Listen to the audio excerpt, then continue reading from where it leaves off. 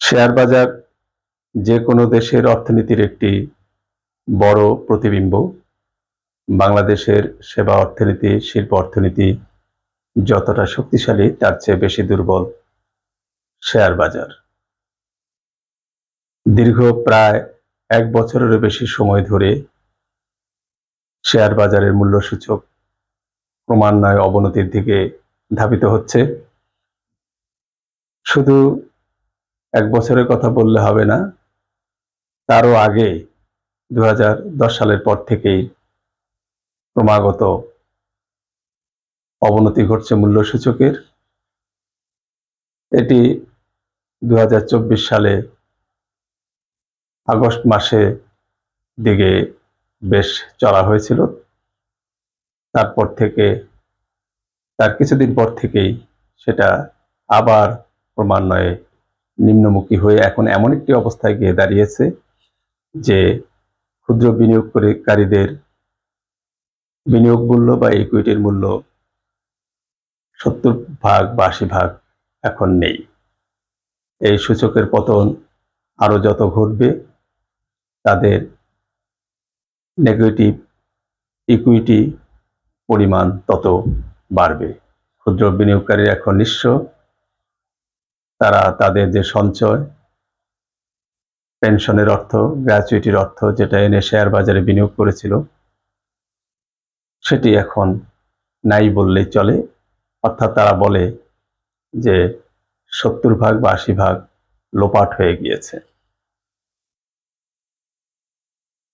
এখন এই যে শেয়ার বাজারে লক্ষ লক্ষ হাজার হাজার কোটি টাকা লোপাট হয়ে যায়, এই কথাটি যে বলা হয়, এটি কিভাবে হয়? অনেকেই মনে করেন যে এই লোপাটটা কিভাবে ঘটে।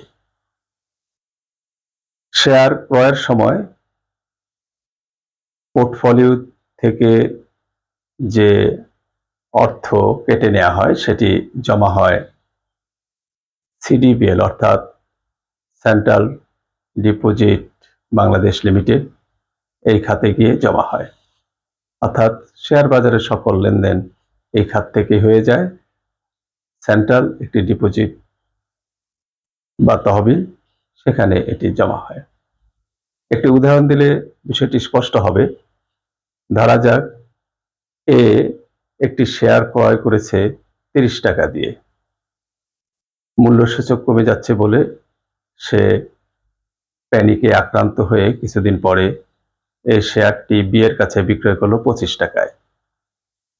তাহলে ৩০ টাকা কিন্তু এ সিডিবিএল এ জমা দিয়েছিল। এই ২৫ টাকা চলে আসাতে এখন সিডিবিএল এর কাছে কিন্তু ৫ টাকা জমা রয়ে গেছে। আবার বি প্যানিকের বশবর্তী হয়ে মূল্যসূচক কমে যাওয়ায় সে আবার কিছুদিন পরে এটি সি এর কাছে বিক্রয় করলো ২০ টাকায়। তাহলে এখানেও সিডিবিএল এর কাছে আরো ৫ টাকা জমা রয়ে গেল। বি সি আবার প্যানিকের বশবর্তী হয়ে কিছুদিন পরে সে এই শেয়ারটি ডি এর কাছে বিক্রয় করলো ১৫ টাকায়। তাহলে এখানেও ৫ টাকা সিডিবিএল এ জমা রয়ে গেল। এভাবে যত মূল্যসূচক কমবে, ইকুইটি নেগেটিভ হবে, তত সিডিবিএল এর কাছে অবশিষ্ট অর্থ থেকে যাবে। আর ইকুইটি হোল্ডার বা ক্ষুদ্র বিনিয়োগকারীদের কাছে থেকে এই অর্থ হারিয়ে যাবে। হারিয়ে যাওয়া অর্থ সিডিবিএল এ জমা থাকবে, অথবা সেখান থেকে যারা অর্থ উত্তোলনের অধিকারী তারা অর্থটা উত্তোলন করে অন্যত্র ব্যবহার করতে পারবে। সেজন্যই বলা হয় যে শেয়ার বাজার থেকে হাজার হাজার লক্ষ লক্ষ কোটি টাকা লোপাট হয়ে গিয়েছে। এবার শেয়ারের মূল্যসূচক এমন একটা পর্যায়ে গিয়ে ঠেকেছে যে ফান্ডামেন্টালি স্ট্রং, অনেক কোম্পানি ফান্ডামেন্টালি স্ট্রং, সেসব কোম্পানির শেয়ারের মূল্য অনেক কমে গিয়েছে। বাজারের যারা মেকার, বাজারের যারা গ্যামলার, তাদের হাতে শেয়ার বাজার দীর্ঘদিন থেকে নিয়ন্ত্রিত হচ্ছে। শেয়ার বাজার তেজিভাবের মাধ্যমেও গ্যামলাররা যেমন লাভবান হয়, শেয়ার বাজারকে সূচক কমে গেলে, শেয়ার বাজারের মূল্যের পতন ঘটলেও গ্যামলাররা তারা তাদের সুযোগ কাজে লাগায় এবং লাভবান হওয়ার চেষ্টা করে। অনেকে বলছেন এই যে সূচকের পতন ঘটছে, এই যে মূল্যের ক্রমাবনতি ঘটছে, এতে গ্যামলাররা শেয়ার ক্রয় করে রাখতেছে কম মূল্যে, একদা কোনো একটি নিউজের উপর ভিত্তি করে তারা আবার এই শেয়ারগুলো উচ্চ দরে বিক্রি করবে। এখন কথা হলো যে এই শেয়ার বাজারের যে খেলাধুলা, নিম্নমুখী হওয়ার যে প্রবণতা, এটা থেকে ক্ষুদ্র বিনিয়োগকারীদেরকে রক্ষা করতে হবে। শক্তিশালী ব্যবস্থাপনার মাধ্যমে ক্ষুদ্র বিনিয়োগকারীদের স্বার্থ রক্ষায় এগিয়ে আসতে হবে। আমরা দেখেছি যে এই যে কিছুদিন আগে ভারত পাকিস্তান যে যুদ্ধ শুরু হলো, তাতেও করাচি শেয়ার বাজারে শেয়ারের তেজিভাব দেখা গিয়েছিল। সেটা এতই তেজোদ্দীপ্ত হচ্ছিল যে সেখানকার নিয়ন্ত্রক সংস্থা সেই মূল্য টেনে ধরেছিল তৎক্ষণাৎ। আমাদের ডিএসসি কর্তৃপক্ষ তারাও যেন এই ধরনের সিদ্ধান্ত নিতে পারে এবং যখন অস্বাভাবিক তেজিভাব লক্ষ্য করা যাবে তখন যেন এটি লাগাম টেনে ধরা যায়। করাচি শেয়ার বাজারে কিছুদিন পরেই আবার নিম্নমুখী প্রবণতাও লক্ষ্য করা গিয়েছিল, সেটিও তারা নিয়ন্ত্রণ করেছিল এবং নিম্নমুখী প্রবণতা যাতে আরো বেশি না হয় সেজন্য সেখানে তারা পদক্ষেপ গ্রহণ করেছিল। শুধু করাচি শেয়ার বাজার না, ভারতের শেয়ার বাজারেও একই পদক্ষেপ নেওয়া হয়েছিল।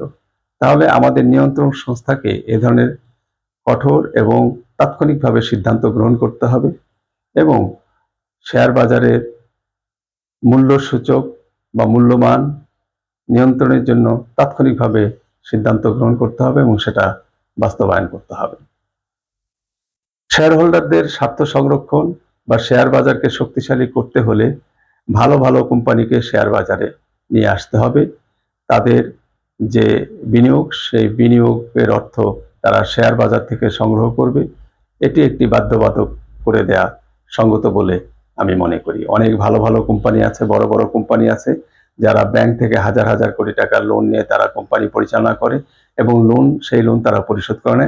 এইভাবে তারা অনেক ব্যাংককে তা ধ্বংস করে দিয়েছে। সহজে যদি ব্যাংক থেকে লোন পাওয়া যায় আর সেটি যদি পরিশোধ করতে না হয়, এভাবে যদি অর্থনীতি চলে তাহলে আমাদের শেয়ার বাজার কখনো শক্তিশালী হবে না। আরেকটি কথা হলো যে অনেক কোম্পানি স্বেচ্ছাচারী হয়ে তারা ডিভিডেন্ড ঘোষণা করে না, শেয়ার হোল্ডারদের ডিভিডেন্ড পরিশোধ করে না। শেয়ার হোল্ডাররা শেয়ার বাজারে আছে ডিভিডেন্ডের প্রত্যাশায়। তাদের সাধারণ বার্ষিক সভায় যে ডিভিডেন্ড অনুমোদন হয়, সাধারণ ডিভিডেন্ড, এছাড়া আছে অন্যান্য সুযোগ সুবিধা, রাইট শেয়ার আছে, বোনাস শেয়ার আছে, স্টক ডিভিডেন্ড আছে, এগুলো নিয়মিতভাবে ঘোষণা করতে হবে এবং শেয়ার হোল্ডারদের অর্থের যে বাড়তি মূল্য সেটি নিশ্চিত করতে হবে, বাড়তি পাওনা সেটি নিশ্চিত করতে হবে। কোম্পানির ব্যবস্থাপনার প্রধান দায়িত্ব হলো শেয়ার হোল্ডারদের স্বার্থ রক্ষা করা সর্বাগ্রে। এরপরে কর্মকর্তা কর্মচারীদের স্বার্থ রক্ষা করতে হবে, ব্যবস্থাপনার স্বার্থ রক্ষা করতে হবে, অর্থাৎ সকলের দিকেই সমান দৃষ্টিতে তাকাতে হবে, সমান দৃষ্টিতে সমানভাবে স্বার্থ সংরক্ষণ করতে হবে। কিন্তু আমাদের দেশে কোম্পানি ব্যবস্থাপনার প্রতি একটি অভিযোগ আছে যে তারা বড় বড় গাড়ি হাঁকায়, তারা বড় বড় অফিসে বসে, অনেক সুসজ্জিত অফিস, তারা তাদের আরাম আয়েশের পিছনে প্রচুর অর্থ ব্যয় করে, কিন্তু তারা ডিভিডেন্ড ঘোষণা করে না, শেয়ার হোল্ডারদের স্বার্থ সংরক্ষণ করে না। কিন্তু কোম্পানি আইনে আছে, কোম্পানি বিধিবিধানে আছে, প্রচলিত রীতি আছে, শেয়ার হোল্ডারদের স্বার্থ সর্বাগ্রে সংরক্ষণ করতে হবে। শেয়ার হোল্ডারদের স্বার্থ সংরক্ষণ করে কোম্পানির অন্যান্য যে কার্যক্রম আছে সেগুলো পরিচালনা করতে হবে। কিন্তু এই দিকে আমাদের কোম্পানিগুলো বেশিরভাগই নজর দিচ্ছেন না যে শেয়ার হোল্ডারদের স্বার্থ কোথায় বা কিভাবে সংরক্ষণ করা যায় বা কোথায় তাদের স্বার্থ বিঘ্নিত হচ্ছে। সম্প্রতি ওয়ান ব্যাংক প্রায় 1100 কোটি টাকা মুনাফা করার পরেও কোনো ডিভিডেন্ড ঘোষণা করেনি শেয়ার হোল্ডারদের জন্য। এটি অত্যন্ত দুঃখজনক। এরকম স্বেচ্ছাচারী যে সকল কোম্পানিগুলোকে আছে সেগুলোকে আইনি ব্যবস্থা কঠোর করে তাদেরকে কমপক্ষে ন্যূনতম কতটুকু ডিভিডেন্ড ঘোষণা করতে হবে, বাধ্যতামূলকভাবে সেটি নিশ্চিত করে দিতে হবে।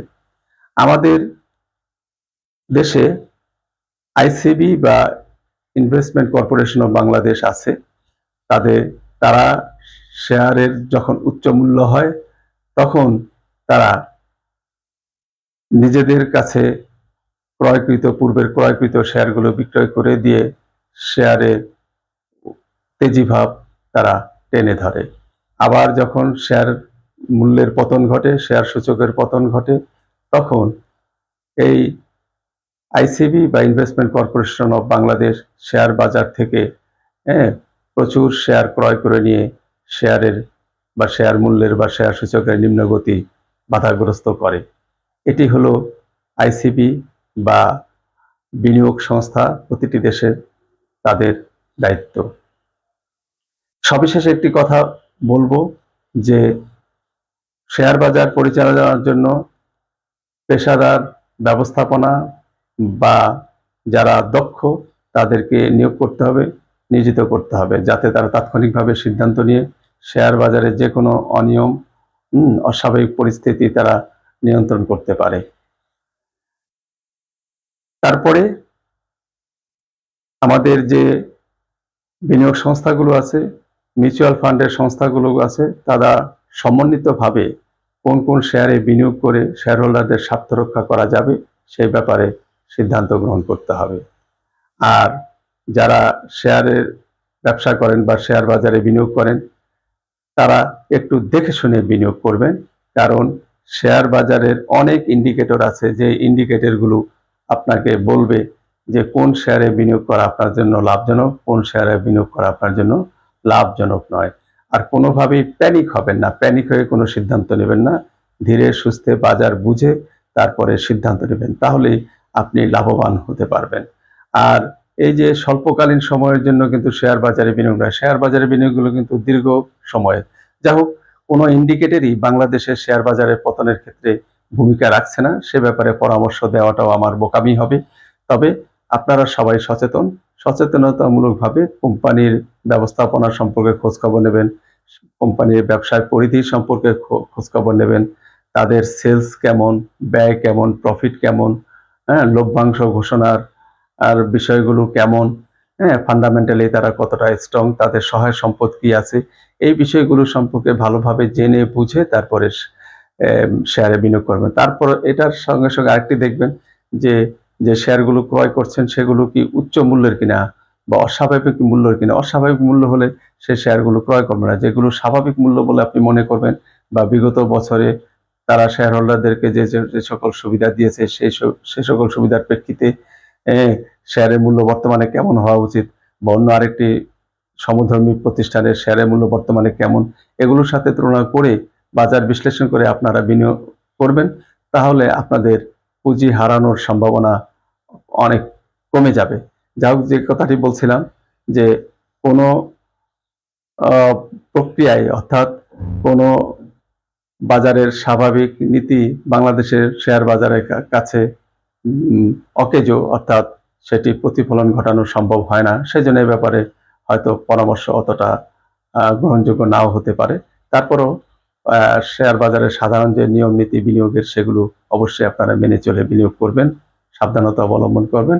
সবাই ভালো থাকবেন, সুস্থ থাকবেন এবং বিনিয়োগকারীদের অবস্থা এমন যেন না হয় তারা বিনিয়োগ হারিয়ে তারা পথে বসে যাবে, কেউ 1996 সালের মতো আত্মহননের পথ বেছে নেবে। এই অবস্থা যাতে আগামীতে না হয় বা সে ব্যাপারে সংশ্লিষ্ট মহল সতর্ক হবেন এবং বর্তমান বিনিয়োগকারীদের স্বার্থ সংরক্ষণের জন্য তাদের নেগেটিভ ইকুইটি যাতে আর না বাড়ে, নেগেটিভ ইকুইটির পরিবর্তে তাদেরকে ইনসেন্টিভ দেওয়ার প্রক্রিয়া গ্রহণ করা দরকার। আর বিশেষ করে সিডিবিএল যে বাজার পতনের ফলে, মূল্যসূচক কমে যাওয়ার ফলে, শেয়ার হস্তান্তরের ফলে সিডিবিএল যে অর্থগুলো জমা থেকে যায়, সেগুলো থেকে শেয়ার বাজারের যারা বিনিয়োগকারী তাদেরকে কি করে ক্ষতিপূরণ দেওয়া যায় সে ব্যাপারেও চিন্তা করা যেতে পারে এবং এভাবে বর্তমান ক্ষুদ্র বিনিয়োগকারীদের কিছুটা আর্থিক ইনসেন্টিভ দেওয়া যেতে পারে বা আর্থিক ক্ষতিপূরণ করা যেতে পারে। সবাই ভালো থাকবেন, সুস্থ থাকবেন। গঠনমূলক পদক্ষেপের মাধ্যমে আমাদের শেয়ার বাজার শক্তিশালী হোক, ক্ষুদ্র বিনিয়োগকারীদের স্বার্থ সংরক্ষিত হোক, এই শুভকামনা করে আমি আমার বক্তব্য শেষ করছি।